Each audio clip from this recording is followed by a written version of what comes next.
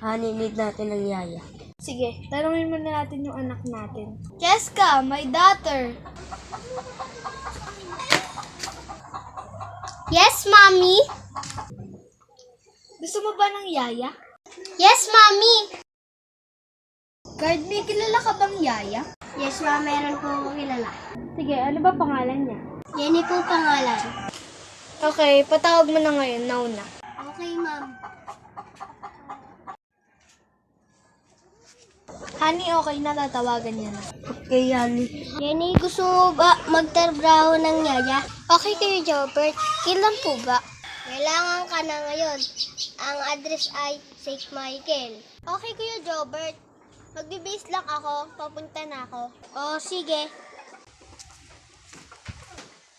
Kuya Jobert, nandito na ba ako?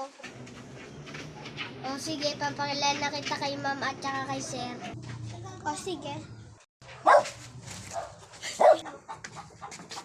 Ma'am, sir, ito na po si Jenny. Magandang hapon po, ma'am. Magandang hapon po, sir. Ikaw na pala yung bagong yaya. Opo, ma'am. Ako nga po pala ulit si Jenny. Sige, pwede ka na magsimula. Sige po, ma'am. Saan ka pupunta?